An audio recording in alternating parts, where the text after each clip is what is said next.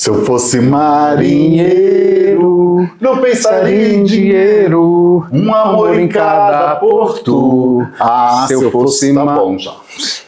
Gente, ele não sabe cantar nada. Não, graças a Deus. Ele música clássica, vocês acreditam? Para. Homem mais sofisticado. Ah, meu Deus. Deixa eu falar uma coisa. Estamos aqui com convidados que eu já vou apresentar, mas antes eu pedi para vocês. Se inscrevam. Se inscrevam. Compartilhem. Compartilhem. Comentem. Isso. Pode até ser hater, não tem problema. Ou comente com os amigos, compartilhem. Lógico. Gente, vamos dar força pro canal, senão o canal não sobrevive. Com certeza. Então tá bom, agora eu vou falar do meu querido convidado aqui. Ele é um dos artistas mais brilhantes que eu conheço. Obrigado. Dono de uma técnica absurda, seus personagens parecem ter saído de um conto de fadas ou de florestas encantadas. Ele é um querido e nossa amizade que surgiu através de seu parceiro e meu colega de profissão, Dirceu Maurício, se estende por anos. Décadas. Com vocês, o querido Everson Fonseca. Ah, obrigado pelo convite. Artista plástico maravilhoso. Ai. Vamos lá, Everson. Eu quero que você fale um pouco sobre sua infância em Caruaru. É Caruaru, né? É Caruaru. Porque como era o moleque Everson. Puxa vida. Então é o seguinte, eu fiquei meu pai comprou uma fazenda que eu fiquei dos 3 aos 15 anos lá, né, em Caruaru. É uma fazenda que ficava na entrada de Caruaru. E, consequentemente, de objetos, de arte que minha mãe colecionava antiguidade, né? Eu vivi nesse meio, mas tinha uma coisa, um quadro que me chamou a atenção, que era um Cristo de olhos para cima, com coroa e um manto vermelho, que minha mãe tinha pintado esse trabalho. Olha. Né? E ela não se dava com o solvente, parou de pintar, e esse foi o último trabalho dela. Olha só. E aí, vendo aquele trabalho, eu adorava estar na sala vendo aquele trabalho, comecei a desenhar. Então você já veio de uma família que tinha essa coisa de antiquário? Mas exatamente, mas o primeiro contato mesmo antes disso foi a minha avó. Minha avó bordava. Antigamente você encomendava um enxoval para casar. É verdade. Então tinha bordados com monogramas e tudo. Então eu percebi o desenho através da minha avó, que aí isso já estava em observação comigo, mas eu coloquei em prática na fazenda, diante desse trabalho. Eu passei os primeiros trabalhos e tentando copiar aquele Cristo, foi catastrófico, né? Porque, imagina, os meus irmãos tiravam o maior sarro. E com o tempo eu era tão aficionado de fazer, de reproduzir aquilo, que eu só consegui isso 3 anos depois, com 7 anos, entende? Não, 8 anos. E aí eu consegui chegar muito parecido, né? E aí minha mãe, super orgulhosa, comprou já as tintas e ali comecei. Falou, já tem um artista em casa. Já tem um artista em casa. Meu pai era contra, né? Meus irmãos também, mas enfim. E aí você tinha que idade, mais ou menos? Isso eu tinha já no final, 15 anos. Você já estava adolescente. Quando já estava adolescente. Mas você passou da infância para a adolescência tentando PS4. Exatamente. Olha que interessante. Exatamente. Mas você tinha hábito de desenhar outras coisas? Sim, a fazenda, o desenho, mas eu gostava mais de figura humana. Eu também gosto de figura humana. Eu gostava mais de figura humana. E aí, aí você mas você estudou, você foi estudando uma infância normal, que vai lá, faz esses estudos? Não, mas foi tudo autodidata, eu sou autodidata. Tenho orgulho disso, porque é o seguinte, sempre fui curioso. Como artista, mas você teve uma formação normal. Formação normal. Mas como artista você sempre teve essa coisa da curiosidade. Da curiosidade, e aí eu fui aperfeiçoando com o tempo, através da observação, através da curiosidade, né, para chegar numa técnica que eu tenho hoje. Então foram décadas aprimorando, né, e até hoje eu pesquiso, né, tem isso. E aí você tem essa coisa, que o teu trabalho realmente é um trabalho muito impressionante, eu acho maravilhoso. E aí essa coisa de você chegou a fazer... Você é autodidata, então você significa que você não fez belas artes, nem nada a respeito disso. Você foi desenvolvendo isso independente, mas você chegou a ter Você chegou a fazer alguma faculdade que fosse te dar uma formação superior? Não. Eu cheguei ensino completo, mas eu tentei fazer um curso de arquitetura e não terminei. E fiquei só na arte mesmo. E você ficou lá, né, na fazenda. Na fazenda, né? E o teu pai era fazendeiro? O pai era fazendeiro. Tá. Era fazendeiro ligado. Entendi. E aí você ficou quanto tempo lá? Quando que você veio para São Paulo? Como foi eu fiquei dos 3 aos 16 lá na fazenda, depois saímos de lá, fomos morar em Caruaru, passamos 3 anos, depois voltamos a Aracaju, mas sempre foi quando eu tive contato maior com a minha avó, né, em Aracaju. Depois de Aracaju voltamos a Maceió e lá ficamos, né? Então teve esse percurso a minha infância, né? E aí chegando em Maceió, né, eu comecei a sempre ligado à arte, sempre tentando me aperfeiçoar. O material, infelizmente nosso material brasileiro, né, não é de primeira, não dá para você executar um trabalho de nível, né, como eu gostaria que eu sempre tive essa dificuldade, né, e aí eu comecei a procurar, né, as outras coisas e tintas, pesquisar tinta, enfim, para que eu começasse a executar. Aí, 2 artistas que me chamou a atenção, que era um italiano chamado Nino Travesso, que ele fazia um hiperrealismo, adorava, né? 2 amigas tinham em Maceió esse quadro, 2 quadros diferentes dele, e Salvador Dalí, que é a minha paixão. Porque assim, você tem essa coisa mesmo do realismo. Do realismo e do surrealismo, as 2 coisas. E você tem uma coisa figurativa, né? Total, que eu uno as 2 coisas, né? Porque eu sinto assim, que teu trabalho tem uma coisa muito mais lúdica, tem uma coisa mais... que vem desses contos de fada, de contos da floresta, né? Sim. Fora que tem uma coisa que eu acho muito bacana no teu trabalho, que você é muito icônico, né? Teu trabalho geralmente é um rosto e as coisas acontecem nesse rosto, em volta desse rosto, né? E isso traz uma emoção, porque você acaba... se mostrando através dos acontecimentos que estão em volta desse rosto, que já tem uma coisa meio transformer ali, né? Como diz, tem um nome isso, né? Quando, híbrido, né? Tem hibridismo, né? Antropomórfico. Exatamente.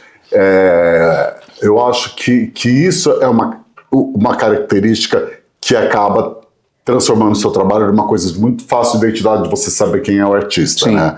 Porque além da técnica absurda que você tem, e você tem essa linguagem, essa comunicação que aproxima as pessoas do teu trabalho. Mas tem uma coisa muito interessante dentro desse processo que você está falando, que é o seguinte: na verdade, o começo mesmo do meu trabalho foi através eu sou muito observador, né? Então, assim, eu comecei a perceber que todos os meus amigos tinham um cachorro.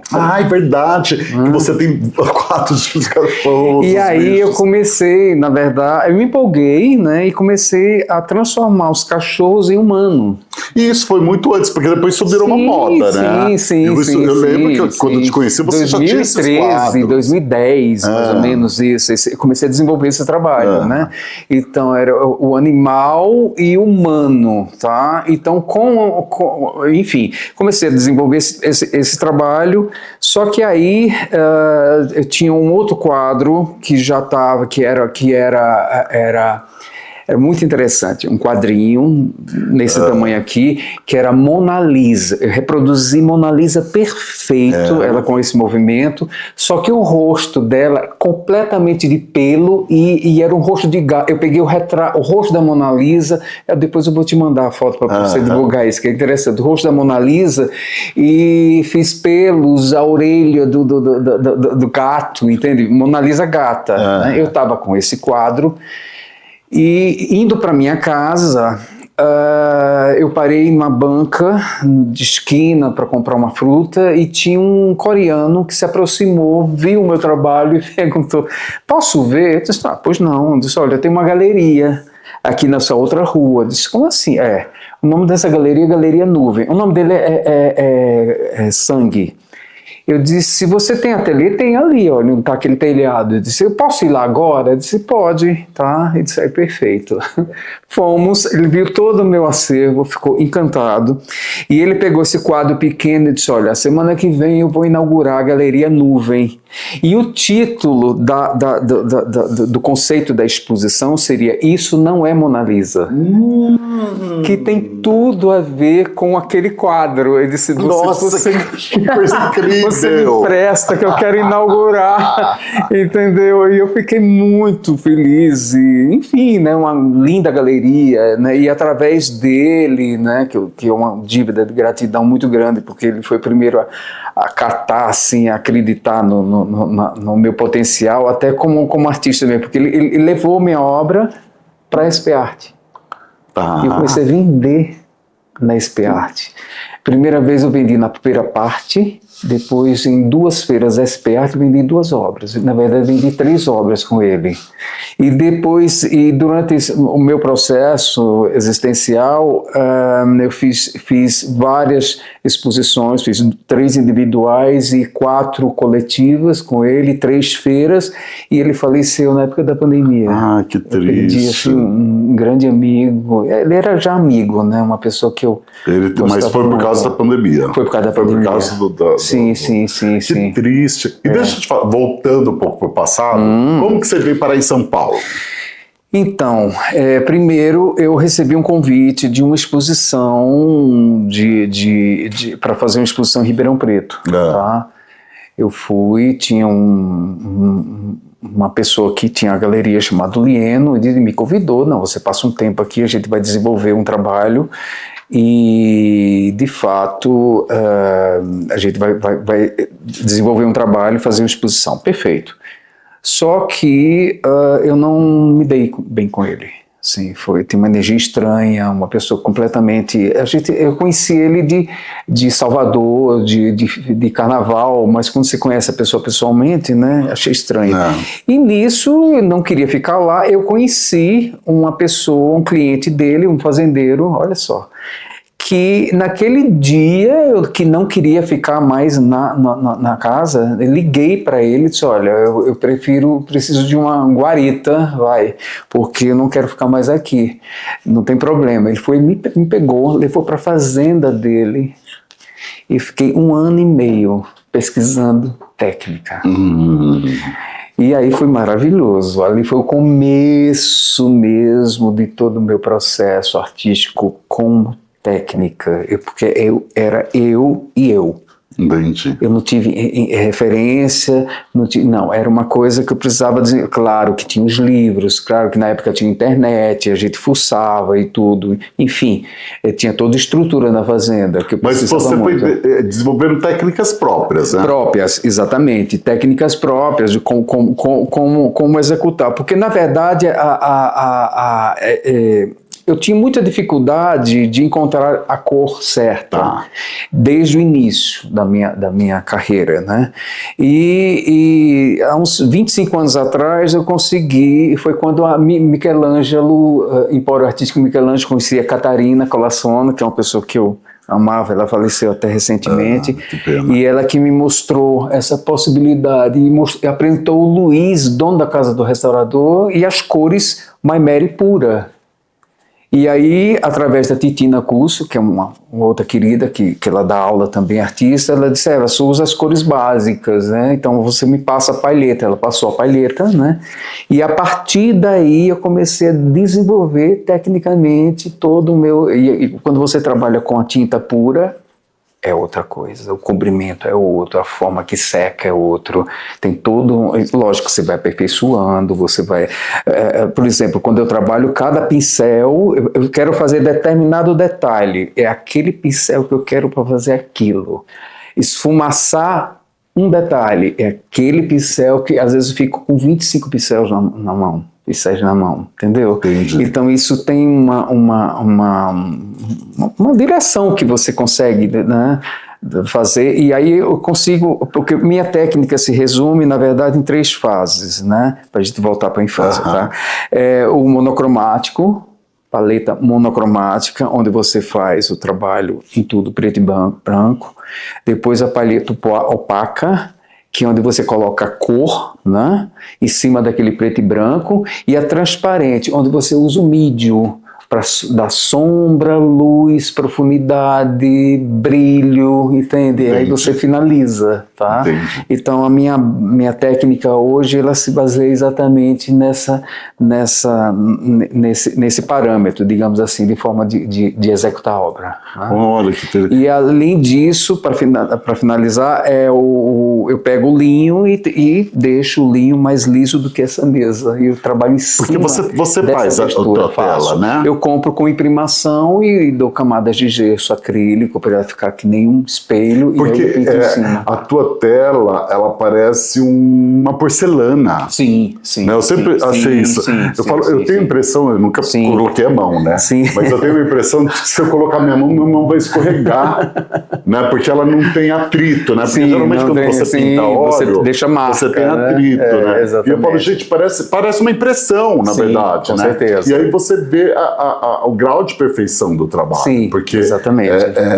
Parece uma impressão, e a impressão ela tem essa coisa de tirar como fala?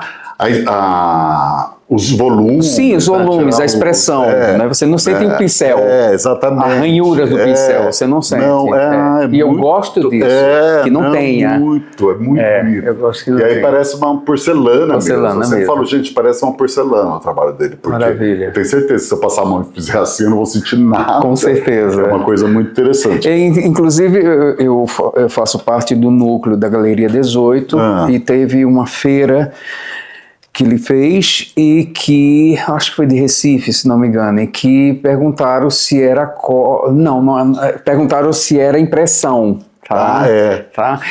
Isso foi muito curioso. Teve também uma outra exposição, uma coletiva na Casa SP Arte, tá? Que a curadora da SP Arte, ela fez era um quadro que era uma doação, né? Se o quadro fosse doado, ou seja, vendido, iria para a instituição, senão voltaria para o artista, né? E a minha obra não foi vendida, ela voltou para mim, que bom que eu vendi depois, enfim, mas a curadora, ela teve muita dificuldade e bateu de frente com o Pedro, dono da Galeria 18, que falou assim, não, mas isso você trouxe uma cópia. Eu disse, não, isso não é uma cópia, isso é uma pintura. Aí ele convenceu através de lateral, as pinceladas, aí ela sentiu que era realmente uma pintura, né? E aí teve dificuldade de como compor a minha obra perante todo o acervo. E a única conclusão que ela chegou, ela me falou isso pessoalmente, foi que meu quadro tinha que ficar na parede só. Porque qualquer coisa que ficasse ao lado ia... É tão gratificante, né? A gente ouvir, eu fiquei muito emocionado. Porque, na verdade, isso é personalidade, né? E eu acho que, no final, o teu trabalho tem um caráter, assim, né? Sim. Porque traz essa coisa de ser único na técnica e tudo mais. Sim. Eu desenho, você sabe, eu desenho com lápis aquarelado, mas não uso técnica, eu também sou uma coisa autodidata, porque eu faço do meu jeito, de vez em quando eu viro papel de papel. Eu não tenho essa paciência que você tem, porque eu sou uma pessoa muito ansiosa, então eu tenho uma certa pressa, mas eu falo que dá para perceber que é meu. Tá, né? Identidade, você tem identidade. Eu gosto das ranhuras, eu gosto das falhas, eu gosto um pouco do tosco. Eu vejo, você tem uma coisa da perfeição, que é maravilhoso. Sim. Eu gosto um pouco do tosco, porque eu acho que faz parte da minha personalidade, essa coisa do tosco. Perfeito. Porque eu não sou delicado. As pessoas falam, você trabalha com moda e fica esperando que eu tenha jeito para bordar, para costurar. Eu falo, não, eu faço tudo, vai ficar tudo uma droga. Eu faço o desenho e falo o que eu quero. Ponto. E tá, sei lá, modelagem, fiz isso, fiz aquilo, mas eu não sou bom nisso. Eu não sou uma pessoa delicada. Entendo. Então, coisa que eu vejo no teu trabalho, uma delicadeza, né? E essa coisa, esse universo, né, do surrealismo ali, você tem, além do dali, né, dessa coisa mais erudita, digamos assim, em termos de arte, você tem alguma coisa do pop que te inspira, né? Porque o trabalho, apesar dele ter uma coisa erudita, ele tem um pouco ele tem uma linguagem um pouco pop, né? Ele pode ser... não um pop como o Andy Warhol, não estou falando disso, mas o pop de uma linguagem de fácil leitura. No sentido. Eu sempre me preocupei com isso, né? Porque você tem a técnica, mas e aí? Você tem que passar o quê, né? Então, voltando ao assunto dos animais, tal, animal humano, tá? E aí, a partir do momento que eu vi que o animal e o humano já tinha esgotado, tá? Porque a gente tá aqui para evoluir, eu coloquei o vegetal em cima. Então, hoje eu trabalho com animal, vegetal e humano. Tá? Entendi. Então fiz algumas exposições na Galeria Nuvem, na Galeria 18 com esse tema e tal, né? Isso sempre me fascinou. E agora já estou mudando, já estou colocando objetos contemporâneos no meu trabalho. Que eu vou fazer a exposição em novembro. Em novembro onde? Na Quando? Galeria 18, na segunda quinzena. Né? E aí, isso que você está falando, desses objetos, é o que exatamente? Fones, bonecos, é bem interessante. Tá. Você já está trazendo objetos da casa. Do contemporâneo, por exemplo, uma bola, um sopro de como é que goma de mascar. Sim. Sabe, esse tipo, é bem contemporâneo isso. Então, assim, e ao mesmo tempo tempo tem essa história de você estar se aproximando do popular, porque tem essa cultura das divas, de todo mundo com uma bola de mascar, né? Sim, e aí você acaba fazendo essa brincadeira. Sim, mas, exatamente. Mas você tem essa influência pop, mesmo que não seja de grandes artistas, de filme, de cinema, de revista, de algum livro, quais são as informações, você tem, né, talvez você não tenha, mas você tem essa informação que você se inspira, se observa, porque hoje tem esse surrealismo fantástico, né, não sei se é esse o nome mesmo. Sim, surrealismo fantástico. Que são tipo Markenheim, né, tem essa galera que faz essa coisa, que mexe muito, que tem trabalhos maravilhosos também, né, que mexe muito com essa coisa que também tem uma linguagem meio pop ali, né? Porque você tem uma alegria, né? O pop tem uma alegria, sim. Né? Porque, na verdade, como eu sempre foram 3 trabalhos que eu vendi na 18, né? Então, assim, os 2 trabalhos que foram vendidos eram pessoas que adquiriram, eram ligados à sustentabilidade. E aí eu pensei, respondendo a sua pergunta, tá? Eu pensei e disse, não, vou nessa trilha, né? Porque é uma coisa, né? Porque a consciência da natureza, tem todo essa. E aí o Pedro disse, você vai ter que colocar objetos contemporâneos na sua arte, porque a gente vai ter que dar uma reciclada nisso, entende? Então foi que aí eu disse, então, puxa vida, caiu minha ficha, né? Porque eu vou colocar e você vai mudando, né? E aí você vai pesquisando, e você vai vendo o comportamento, e aí foi que abriu essa lacuna. Então eu não tive, na verdade, essa referência de procura, não tive. A minha referência é uma coisa do momento. Então, quando o Pedro falou, eu disse, não, é nesse caminho que eu vou, e aí caí para pesquisa, entendeu? O que é que chama homem com unha pintada, você entende? Maquiagem, entende? Alguém com um band-aid no rosto. Porque você acaba... mudar a expressão também. Você acaba acompanhando a atualidade, sim, né? exatamente, né? exatamente. Que você acaba refletindo ali no teu trabalho. Sim. Eu acho muito interessante isso, porque você acaba mantendo o caráter ali do teu trabalho. Do meu trabalho, você vai mudando os objetos, né? O decorativo da coisa, né? Sim, exatamente. Foi isso que acontece. É isso que está acontecendo atual. Né? Tá. Você chegou a falar que você veio para São Paulo ou você me enrolou? Não, aí de lá, de lá, eu vim para cá. Não, de lá simplesmente fazer 1 ano e meio na fazenda e vim para cá, para São Paulo, entendeu? E fiz uma exposição. Eu fiz uma exposição foi quando eu conheci Disseu. Imagina. Ele é casado, gente, há mais de 30 anos, né? 36. Você casou em 90, gente. Eu tava chegando na cidade. E eu tinha feito uma exposição na Faria Lima, né, e tal, e o Disseu não foi, e eu ia para casa, o percurso que eu estava indo, me lembrei dele, desci, bati na porta e ele disse, Everson, eu não sei se eu volto. Ele disse, não, você não volta, vamos continuar junto. E aí dali continuamos até hoje. Mas como assim? Eu não entendi. Eu fiz a exposição, uma primeira exposição em São Paulo, entende? Fiz exposição em São Paulo e foi... Você já tinha conhecido o Disseu? Já. Isso foi em 90. Tá. 91, tá? 90 eu conheci, 91. Fui morar com ele. E aí eu fiz a primeira exposição em São Paulo, Disseu não apareceu, e eu fiquei preocupado e fui até atrás dele, né, para ver o que tinha acontecido. E ele disse, Everson, eu não sei se eu volto para Belo Horizonte. Eu disse, não, você não vai voltar para Belo Horizonte. Tá. Você vai ficar comigo, a gente vai construir, entendeu, junto. Não vou te deixar, e dito e feito, estamos juntos até hoje. Eu lembro que eu fui na tua casa, não conheço onde vocês moram agora, mas a casa dele, gente, era uma coisa encantada, era encantadora, parecia que eu estava numa casa de uma daquelas figuras, daquelas senhorinhas, daquelas vovozinhas meio bruxinhas, assim, porque tinha muita magia e ao mesmo tempo era muito acolhedora a tua casa, certeza, né? Você ficava muito acolhido ali, ela era toda é uma casa de vovó, mas uma vovó mágica.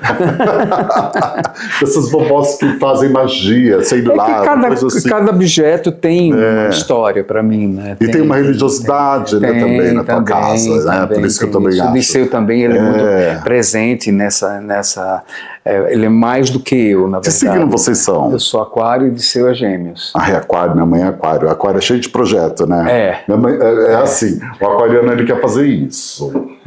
Aí ele fala, eu tô aqui. Aí não deu certo. Aí ele fala, não, mas tô aqui. Aí não deu certo. Mas ele chega. Aí não deu certo. Aí ele vai, até ele chegar. Ele chega.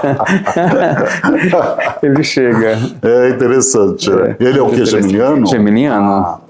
E escuta, eu não sou muito de horóscopo, não, gente. Não pensei que eu tô aqui fazendo leitura porque eu não entendo muito, mas eu sei por causa das pessoas que eu conheço, então eu sei algumas características, porque às vezes eu conheço muito aquariano, então eu sei como eles são, e conheço muito geminiano, também sei como que é. Lógico.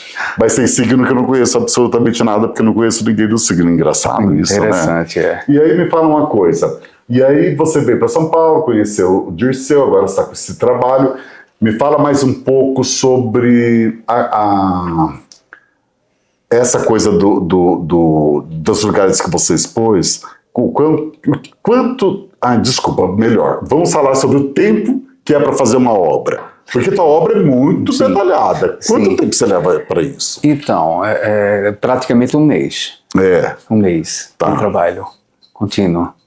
3 a 4 semanas. E você, porque, por exemplo, quando eu comecei, agora não estou fazendo mais nada de arte, mas quando eu comecei a fazer as ilustrações dos contos de fadas, eu tinha um processo, que era assim, primeiro eu fazia um rabisco, assim, do que eu queria, e depois eu falava, então eu vou desenhar os personagens, cada um no tamanho, ficava lá desenhando, que eu já sabia mais ou menos, e depois eu fazia o cenário, e depois eu tirava uma cópia reduzida, ou no tamanho que eu queria que ficasse dentro do cenário, e aí que eu passava por mesa de luz. Você tem um processo da construção, o teu personagem que você constrói, você tem uma elaboração, fazer muito desenho antes de chegar à conclusão? É muito interessante isso, porque na verdade o que eu faço, eu me baseio sempre na obra que eu criei.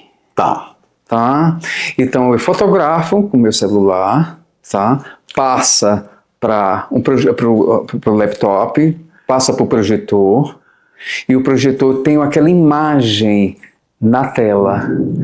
Aí eu pego, por isso que eu mantenho uma característica, uma sequência. Porque você faz uma evolução daquilo. Só que, meu querido, quando você pinta, você enlouquece, você muda absolutamente tudo, mas não se parece que aquela figura era aquela. Eu faço menino, eu faço menina, eu misturo, eu não sei o que vai sair. Esse que é a magia do meu trabalho, entende?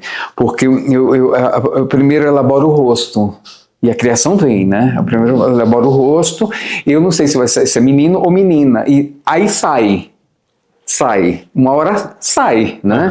Através da sobrancelha, através da expressão, através da boca. Vai se transformando. Ele vai se transformando. Olha, então, como cada se fosse figura, se revelando para você. Exatamente. Cada quadro tem essa revelação. Olha, isso é muito rico. Interessante. É muito interessante. Olha. Eu tenho orgulho disso. Você sente um pouco, porque assim, às vezes eu estava conversando, eu falei assim, que às vezes eu sinto que quando você está desenhando, pintando, fazendo alguma coisa, você não é só você. Não. Parece que nós somos, vira nós. Porque parece que tem uma influência, e o nós, eu não sei se o nós é outras pessoas juntas, ou se é nós, todas as pessoas que nós fomos e somos, né? A gente criança, a gente adolescente, a gente passando por uma determinada fase da vida. Esse nós são os vários eus. Mas eu nunca sinto que eu estou só fazendo a criação. Eu sinto isso também. Eu sinto que eu estou em comunhão com outros que podem ser todos os nós, todos os eus. Né? Sim. É muito interessante. É muito interessante porque, principalmente pelo fato de eu ser autodidata, né? Já define isso. Então tem alguma coisa. Eu sinto que às vezes, em determinado momento, eu estou em conexão. Em reencarnação? Acredito. Porque eu lembro que uma vez eu fui trabalhar. Eu não sou praticante, mas eu acredito. Eu também acredito. Uma vez eu fui trabalhar na loja de noivas e eram mais dois estilistas que eu adoro, o Dudu e o Alexandre. E aí a gente tinha muito tempo livre, né? E aí a gente ficava desenhando. Até falaram pra gente parar de usar o papel da loja. Aí eu levei o papel pra gente desenhar. E aí a gente ficou desenhando. E como nós estávamos em três, um inspirava o outro a desenhar, porque um queria ser melhor que o outro, né? Evidente. Mas de uma forma muito saudável, né? E você acabava ajudando o desenho do outro, né? Porque o outro fala, mas ele fez uma coisa maravilhosa, eu também quero fazer uma coisa maravilhosa. E tinha uma coisa muito interessante, que um deles falou assim, Paulo, acho que você já deve ter viajado muito na vida passada, né? Porque cada desenho meu trazia uma coisa de uma época diferente, de um lugar diferente, né? Então, às vezes eu estava lá no Egito, outras vezes eu estava na Rússia, outras vezes eu estava no Conto de Fada, e aí ele falou isso para mim e ficou na minha cabeça, assim, como uma coisa do tipo que eu nunca tinha parado para observar, porque talvez eu também nunca tinha desenhado feito tanto desenho num tempo tão curto, né? E aí a gente percebe como a gente traz, né? Porque pode ser que tudo que eu desenhei foram coisas que eu já tinha percebido. Mas Paulo, na verdade, a arte, ela tem um dom de agregar, tá? E quando alguém passa por uma obra e observa, aquela obra, assim, tá tendo uma conexão. Né? Aconteceu uma coisa curiosa, em 2015 eu tinha feito exposição na Galeria Nuvem e teve uma pessoa que foi na abertura, mas ela não se apresentou. Ela foi na abertura, depois ela foi quase toda semana, ia para a galeria e ficava diante da minha obra observando horas. Não, é muito engraçado porque o sangue já conhecia, ao ponto dela pedir licença, porque ela queria, e ela como se tivesse uma conexão com os personagens. Era uma coisa de espiritual, porque depois eu descobri, né? Isso foi quando eu fui no jantar, né? No jantar não, a loja de uma amiga minha, que ela se apresentou, você que é o Everson, né? Que até então a gente não tinha, ela sabia quem eu era, mas eu não conhecia, né? E foi que ela falou, suas obras, ela tem uma conexão comigo, porque quando eu observo, quando eu olho, eu consigo uma conexão como se fosse conversando com seres de outro planeta. Agora, você vai discutir isso? Não. E deixa eu te falar uma coisa. É o momento dela. Quando você constrói teus personagens, você, em algum momento, você imagina como eles são, em termos de personalidade, ou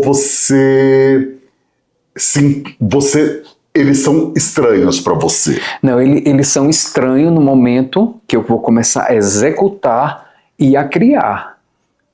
Entendeu? A partir do momento que você começa a desenvolver a imagem, porque eu trabalho com a imagem, eu sou um retratista, ele é de frente, eu não faço de lado, nem viro o rosto, não é a minha praia, entendeu? É de frente.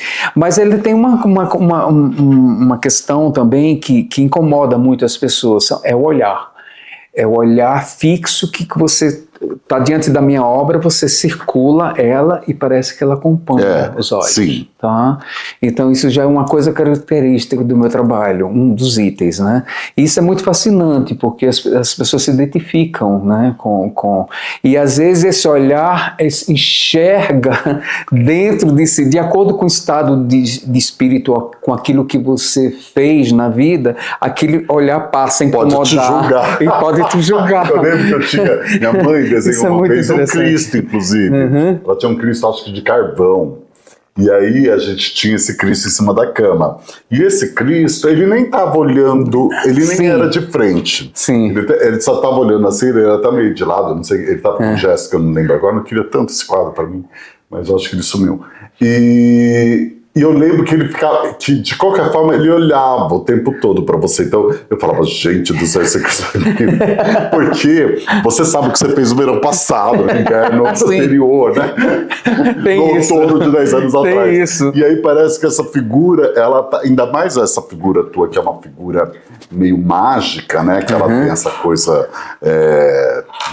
transformadora, né? Você deve ser muito intimidador, né? Porque você vê que é alguém aparentemente não humano te olhando, né? Sim, porque tem essa coisa de ser de outro planeta, de ser um ser da floresta, né? De ser um ser que não é agente humano, né? Ele tem uma qualidade... ele tem uma história que a gente vê. Então, você olha para aquela história, para aquela figura, e você pode imaginar uma história ali que não é exatamente humana, e aquilo começa a te incomodar, né? É muito interessante. Mas essa coisa da história é muito interessante na arte, porque, por exemplo, nós temos uma amiga em comum, a Mônica Moraes, né? Que ela pediu para reproduzir a Lilica.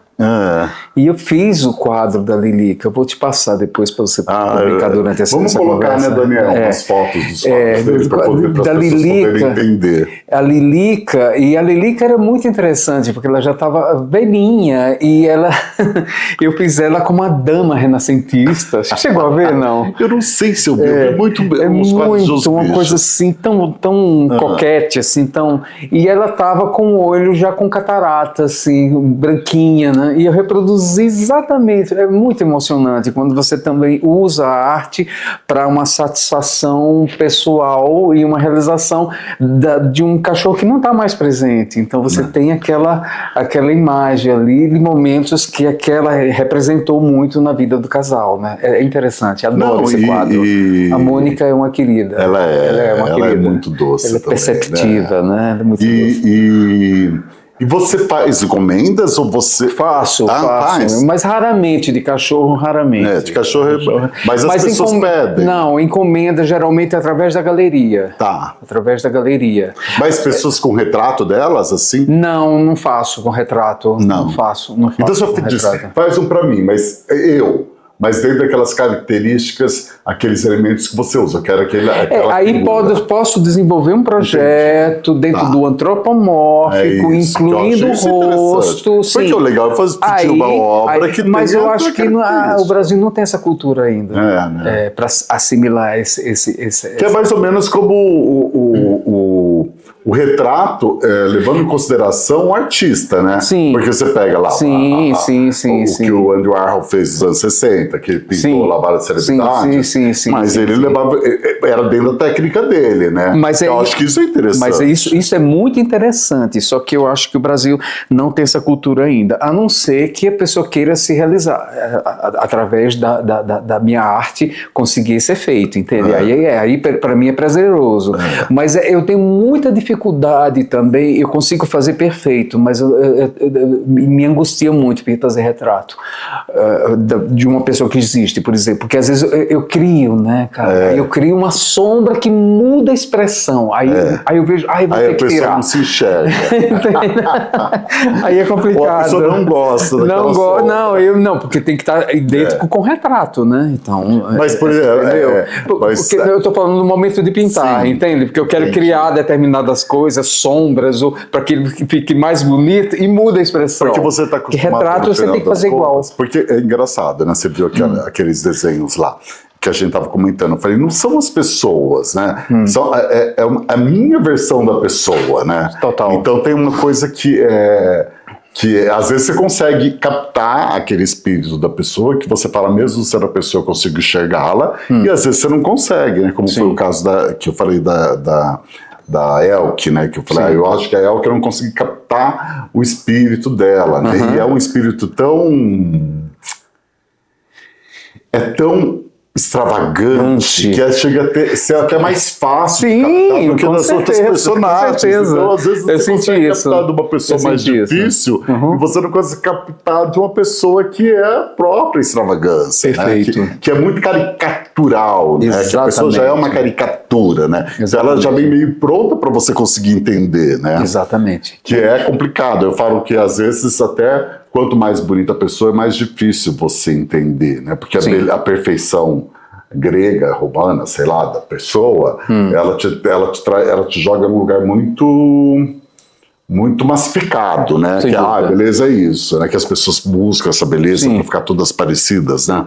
E sendo que quando você vê a pessoa que tem características mais forte, tipo narigão, né? Um olhão, uma coisa uma sobrancelha, mais. Você consegue muito mais fácil. Mas no caso da Elke, mesmo ela sendo essa figura tão caricaturada, eu tive uma dificuldade de captar isso na hora de... Porque muitas vezes o desenho sai muito próximo, mas quando eu vou colorir, eu perco. Exato. Né? É engraçado isso, engraçado, né? Isso. Quando você vai colorir aquilo, porque aí tua mão vai para um outro lugar que você não consegue mais voltar, porque aí você se apaixona também por onde está indo o teu traço, onde está indo o teu pincelado, onde está indo o teu lápis. Aí você fala, não, mas eu não quero mais voltar para aquela estética que é mais próximo. E é muito interessante, porque tem por exemplo, um dos últimos quadros que eu fiz, era aquela figura da máscara, né? E só que eu coloquei uma bola de soprar, né? De chiclete, e fiz um mundo dentro da bola. Dentro da bola, mas como se a bola fosse o mundo, com os tons de rosa. Mas a bola toda. A bola toda, o mundo naquela bola. Tá. Né? Com aquela coisa do... Sim. A foto da Marilyn com a bola foi perfeita. Eu disse, não, vou copiar essa. Né? E são referências que a gente pega, né? E algum detalhe para transpor. Mas mesmo na hora que você vai executar, você muda absolutamente tudo, porque você é dono daquilo ali. E a referência existe, óleo, tal. Às vezes eu fico, na hora de fazer, executar, aí você tem a sua personalidade ali. Porque aí quando você sai da bola, a coisa é rosa, de chiclete, e você vai para uma bolha transparente com o universo dentro. Você muda. Porque é engraçado, porque na verdade... Você muda a luz, você muda o conceito, você muda a perspectiva, você cria coisas em cima. Porque na verdade você acaba levando o popular, né, o que é massificado, para uma coisa mais erudita, mais discutível, né? Porque na verdade a referência existe. Tudo é referência. Aqui eu fiquei doido enquanto você entrevistava o Odisseu, as coisas que eu vi, e já viajei, entende o que eu quero dizer? Referências, entende? Que eu corre o risco de dizer, fotografa aquilo ali, porque eu quero, entende o que eu quero dizer? Mas assim, é referência, né? E quando você pega essa referência e tem a sua identidade, na hora de você executar, isso muda absolutamente.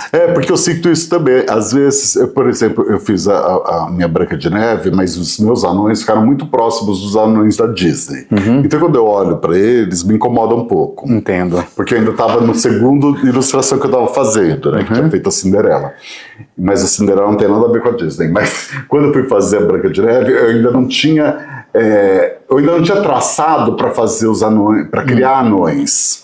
Tá. Não sei se agora não pode falar anões, não sei, Sim, é difícil sim, isso. sim. Mas de qualquer forma, chama Branca de Neve e Sete Anões, né? Não vou também mudar o título. Lógico que não. E aí eu não consegui fazer esses anões fugindo da Disney. Então, a Branca de Neve, que é uma figura feminina, e a rainha, né, que estão ali, eu consegui fugir. Mas os anões ficaram presos. Sim. Então me incomoda um pouco quando eu olho. Eu tenho vontade de ir lá mexer de novo e falar, não, agora eu vou transformar esse anão em outra coisa.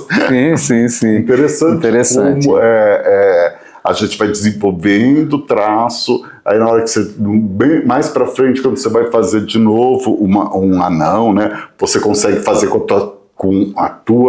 teu caráter, né, com o teu traçado realmente. Com certeza, isso é muito interessante. Bacana, muito que a gente observa o traçado da gente, a evolução disso. Exatamente. Né? E como a gente vai desenvolvendo técnica, né? Sem dúvida. E aí você fala, nossa, isso aqui foi eu tenho um de 2013, e aí eu fiz um outro depois de 2017 para acompanhar isso, sabe? Uma era a Chapeuzinho Vermelho e a outra era a Pele de Asno, né? E a Pele de Asno eu usei o preto, então preto deu aquela coisa da pelugem, eu usei preto em tudo, na árvore, no tronco. E a Chapeuzinho Vermelho não, é o lápis de cor, bem lápis de cor. Então a diferença de um ano para o outro, né? Muda.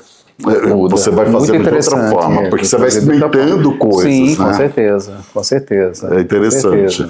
E você sente essa mudança também no seu trabalho? Assim, se você pega uma obra que você fez mesmo com essa característica dos perfis, eu sinto.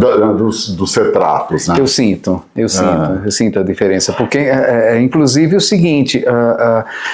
Na verdade, quando eu era criança, eu sofri muito bullying por ser orelhudo, né? Mas você operou a orelha? Porque você não é orelhudo mais. Não, mas era... você tem uma orelha. Eu tenho uma orelha imensa. Mas é uma hora que engraçado. Eu chamei a atenção, você olhou, né? Mas na verdade... É porque eu te vejo muito no ângulo... Eu gravei teu rosto muito mais de assim do que de assim.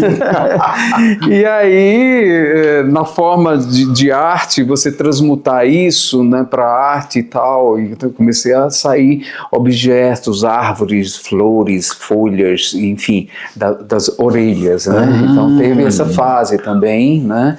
Que até tem um pouco disso, mas eu acho que não sei se eu mudo, mas eu estou esperando que o tempo incuba, né? Dar essa forma, né?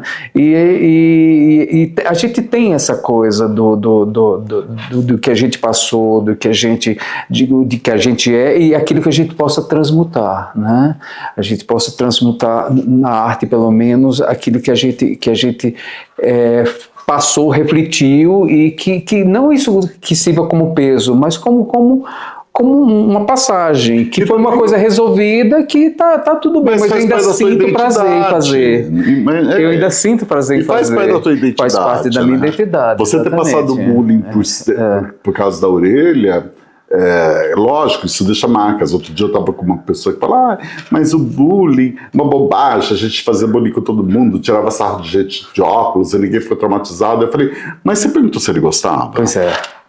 Porque é muito interessante você que nunca sofreu bullying falar para mim que o bullying é uma bobagem, que na época que você que era criança, adolescente, todo mundo tirava bullying, fazia bullying com todo mundo, e que as pessoas, você sabe se elas são traumatizadas ou não, você sabe onde esse bullying afetou a vida da pessoa, em qual momento ela ficou constrangida, como foi ser um quatro-olho, porque eu nem estou falando de ser preto e ser gay, né? Porque isso são coisas que não dá para mudar. Agora, você ser quatro-olhos dá para mudar, você ter o nariz grande dá para mudar, você ter a orelha grande dá para mudar. Mas você sabe, então a pessoa acha que isso não que o bullying não é sofrível, né? Que a pessoa, não tem importância nenhuma. Aí você olha para ele e fala, não, querido, não tem importância nenhuma para você porque você nunca sofreu. Mas o legal é que você transmuta isso, né? Para você ter uma vida mais leve. E muitas vezes isso vira uma personalidade, né? Exatamente. Você pega a Barbra Streisand. A Barbra Streisand tem aquele nariz enorme que ela sempre teve.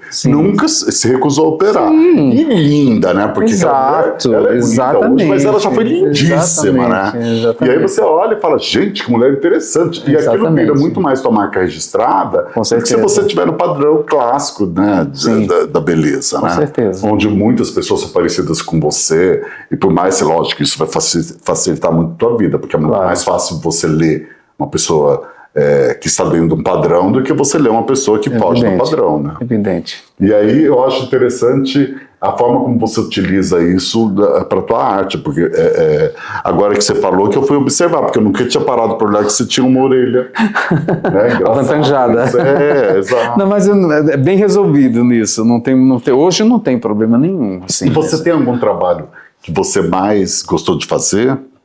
Assim, que é teu preferido? Sim, que é o da máscara. Eu ia falar da máscara, eu tenho uma surpresa. Olha que eu tenho aqui, ó, uma caixinha, um cartão maravilhoso, Everson, por Isso é muito você. interessante. É muito interessante. Eu nunca tive coragem de usar, né? Porque, na verdade, Então é essa figura. essa figura, tá? Que era uma obra que foi vendida na SP Arte, a original, né? E o que acontece? Veio a pandemia e uma forma de me sustentar, disse, não, vou usar a arte para um trabalho que possa, né, as pessoas ter acesso, né?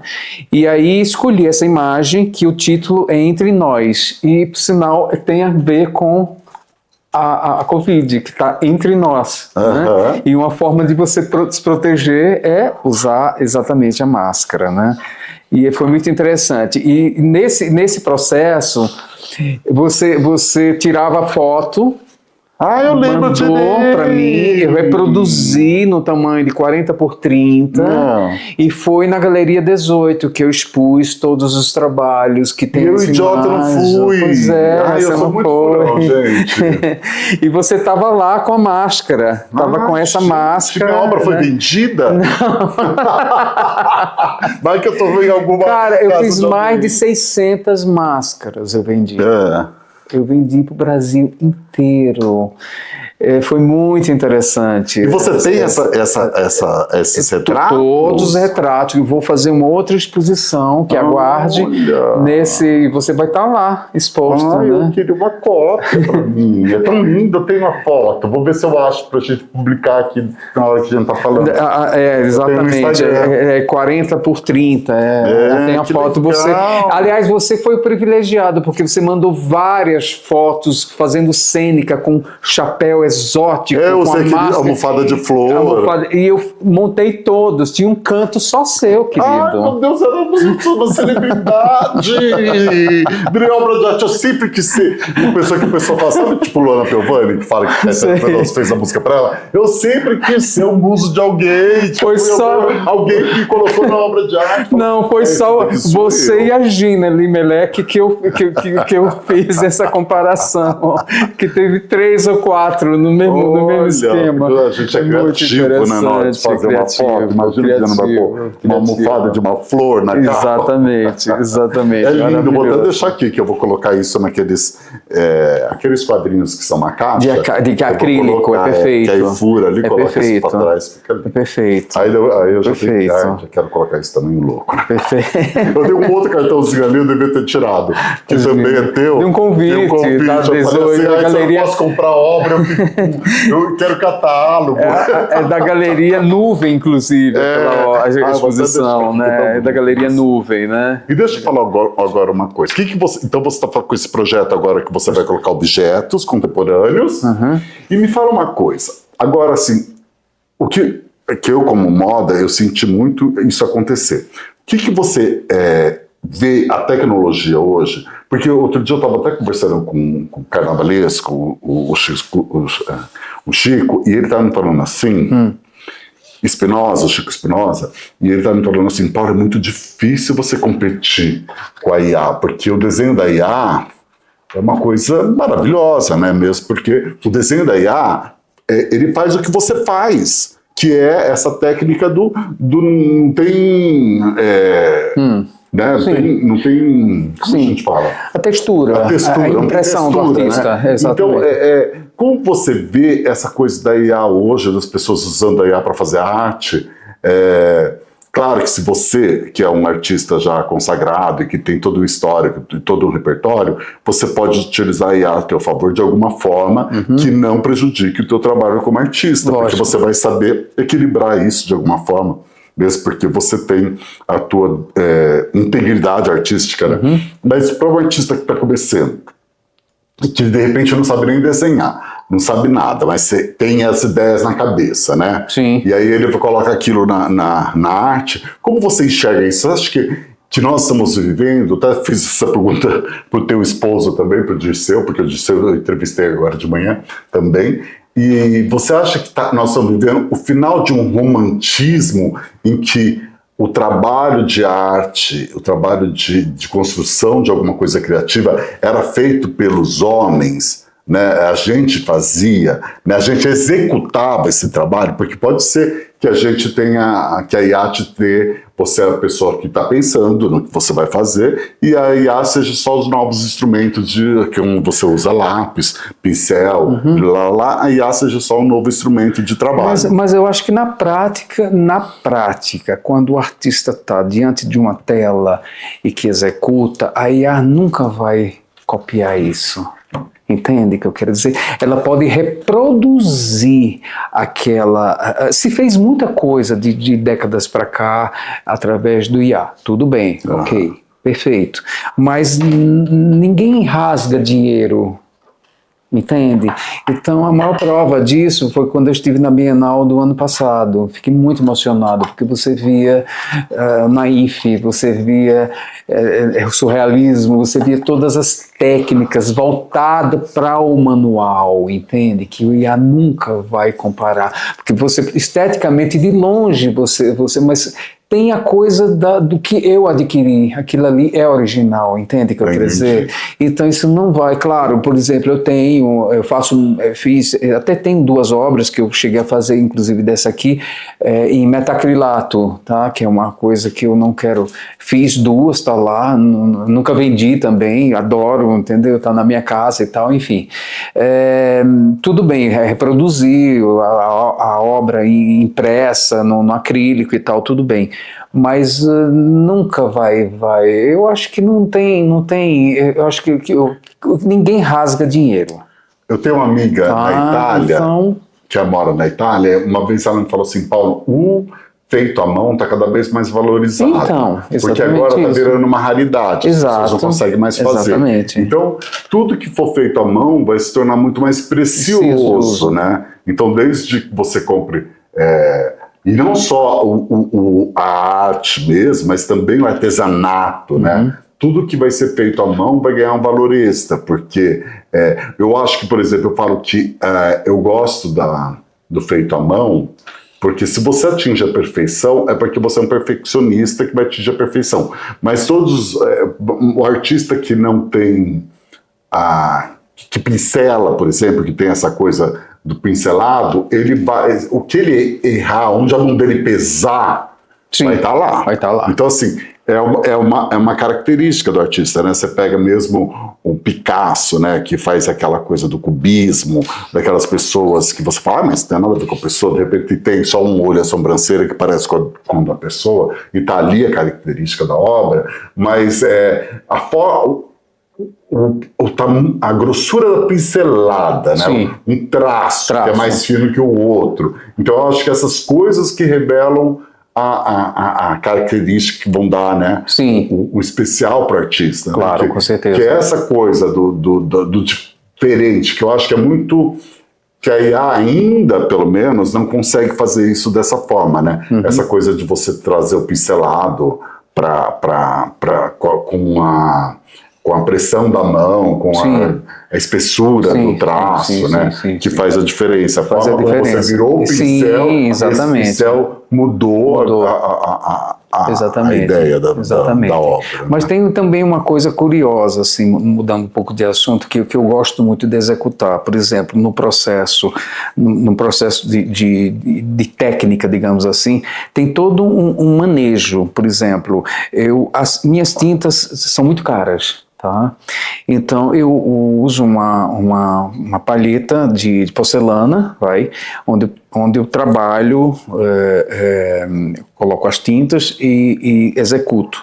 E às vezes eu deixo para o dia seguinte, passo o filme bolha, jogo na geladeira, no dia seguinte ela está impecável.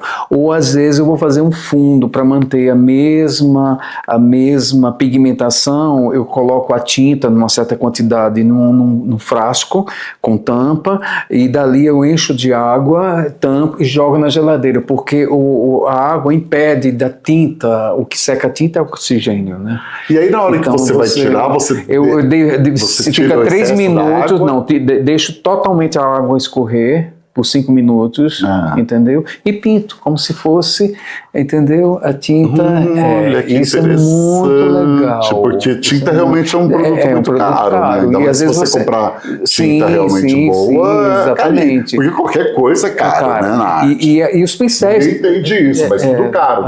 Mas é caro.